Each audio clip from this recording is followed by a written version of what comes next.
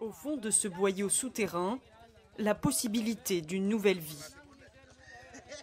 Pour trouver la pépite d'or qui le sortira de la misère, ce mineur doit s'enfoncer à une vingtaine de mètres sous terre, dans des tunnels sécurisés par des rondins de bois. Ici, dans l'est du Sénégal, descendre dans le Daman, c'est l'espoir d'un coup de chance. C'est par hasard quoi, tu tentes sens. Parfois tu crées ici proprement, tu ne vois pas l'or, tu montes, tu vas aller quelque part encore, tu cherches. Depuis une vingtaine d'années, l'est du Sénégal connaît une véritable ruée vers l'or. Aux confins du Mali et de la Guinée, dans la région frontalière de Kédougou, on vient de toute l'Afrique de l'Ouest pour faire fortune. Je suis venu chercher de l'or car tu sais, en tant qu'un homme, quand tu es né et grandi et trouvé que la famille n'a pas d'argent, bon, ce qui se remet pour toi, c'est de combattre pour chercher de l'argent. Ouais, je suis là pour chercher de l'or. À perte de vue, des puits d'orpaillage dits artisanaux s'étendent près du village de Bantako. Ce site gigantesque accueille légalement les orpailleurs depuis 2014. Une tentative de l'État sénégalais de contrôler l'activité. Mais des pratiques illégales perdurent toujours sur les lieux, comme l'utilisation du mercure. Une méthode polluante, mais efficace pour capter l'or dans les débris de roches. Grâce à sa prise du jour, Mamadou gagnera une vingtaine d'euros. C'est du mercure et de l'or qui sortent ensemble en même temps.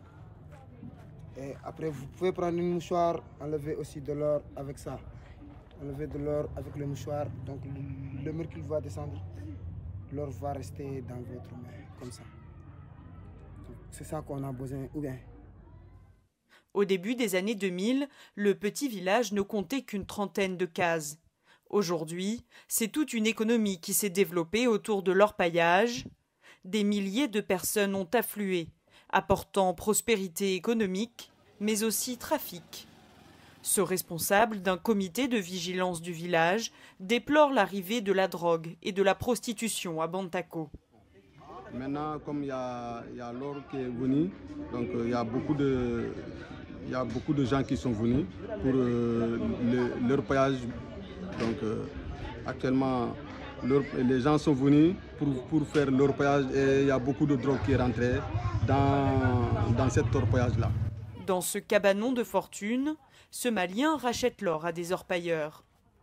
Pour le gramme d'or, il paye une quarantaine d'euros, toujours un peu plus que les comptoirs officiels sénégalais.